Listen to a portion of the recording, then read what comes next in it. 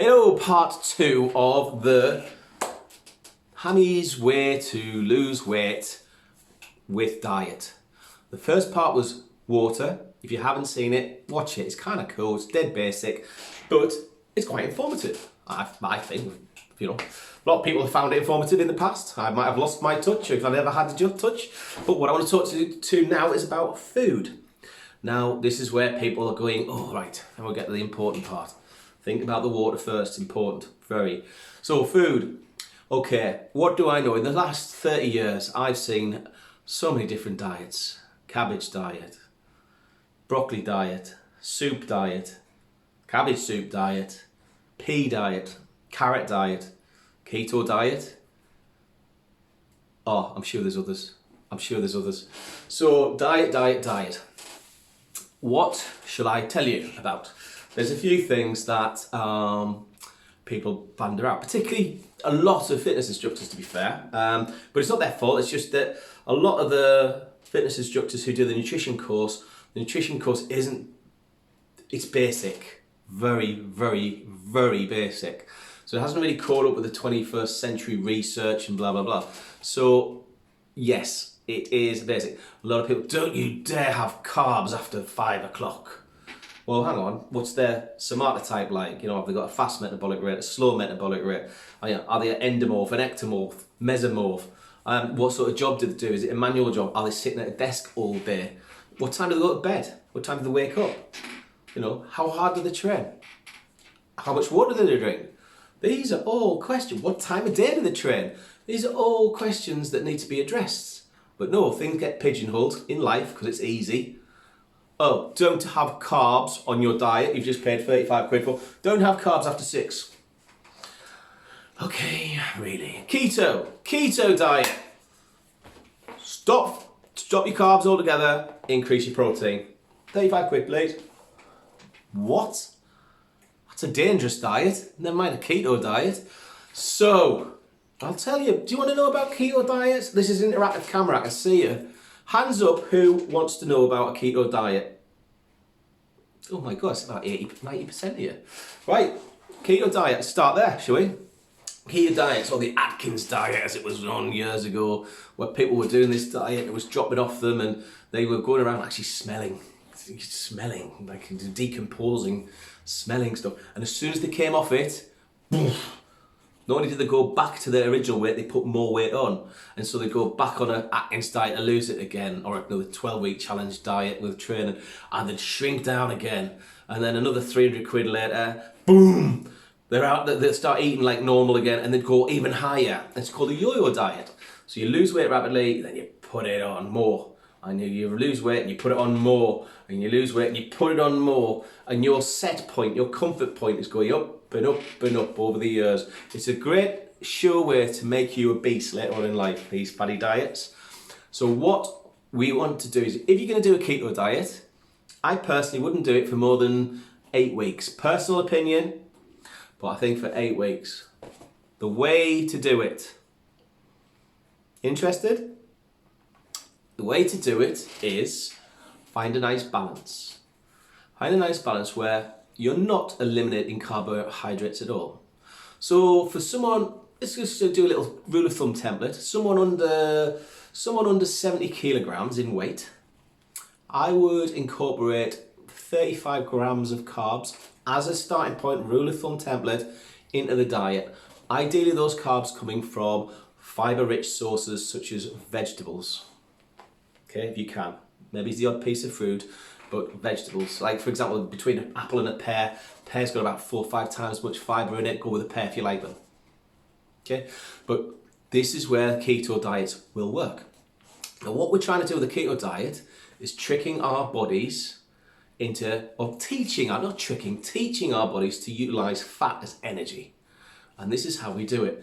We then increase the fats in our diet. We start introducing things like fish oils, we put flax and olive oils on our salads, we introduce things like avocados, organic butters, but not a lot. Don't go over, but don't live on avocados, they're very calorific.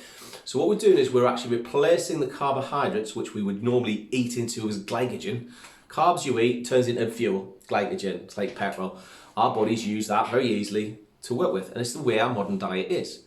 But what we want to do is tap into our fat reserves. So we've got to teach the body how to burn fat. So how do we burn fat? We basically increase the amount of good fats that we're putting into the diet. So peanut butters, nuts, seeds, these kind of things are incorporated into the diet. With proteins, ideally organic fish, organic eggs. The meats and things, yes, absolutely. Organic meats are a fortune, and I know that. But try and limit certainly red meats, I would suggest. Very inflammatory, but that's the way we would go. And we'd incorporate under 70 kilos, about 35 grams of carbs, certainly no more than 40. Over that, let's go with about 60 grams of carbs throughout the day, divided, not in one sitting. And that body, you'll utilize those carbs straight into muscle glycogen, you'll still be burning the fat as a preferred form. But here's the kicker, and this is where I've not really seen this information given out by anyone who's recommended a keto diet in as long as I've seen keto diets being handed out. The kicker is, the hardest bit is on day 7 or 8, depending on you, see how you feel. We go day 7, for argument's sake, it's a template. We wake up in the morning and all we do is we fast all day to the evening. And in the evening, we double what we would normally have had in that evening meal. So we have more fibre, vegetables and meat with your fats, okay? That is a fasted day. Now in that day, from that meal, from your last meal at night to that meal, okay, you've gone through a whole night and a whole day. So you'd be talking 24 hours of literally having no fuel to feed on, okay? Now this is a good time to do this because not everyone's at work, so not everyone needs to concentrate because you feel pretty knackered. But in that 24-hour period, we get what is sometimes known, I believe, as an anabolic switch. The body's going, oh, I've got no carbs. I've been eating avocados and tapping into fats from my nuts and my seeds and my nut butters and stuff for the last 7 days. Well, there's fat in the body, and your body will then, survival mode, start to eat into your fats. And then at the end of that 24-hour fast, you go back to your normal diet if you've done the previous 7 days until day 12. And on day 12, you do exactly the same again. By the end of day 12, your body has understood how to eat into fats perfectly well. So you're utilizing fats in the body for energy really efficiently. And this is the key to keto, a proper, in my opinion, ketonic diet. And then the problem being, we're starting to get more energy because we're eating into more fat. The body's got more energy. Wicked. We're leaning. Wicked. We've got enough protein to preserve the muscles, so we're looking solid. Wicked. But we need carbohydrates and glycogen in our lives. So no more than 6 to 8 weeks or you're a fool. That's where I would go.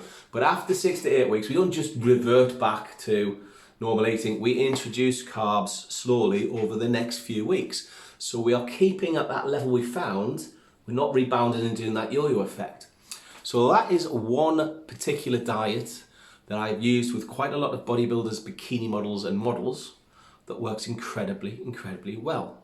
However, to stay on it long term is not something I personally would recommend because it is unhealthy. If you do the keto diet, a few things I would recommend would be a plant-based protein shake, definitely. I would recommend a high quality fish oil.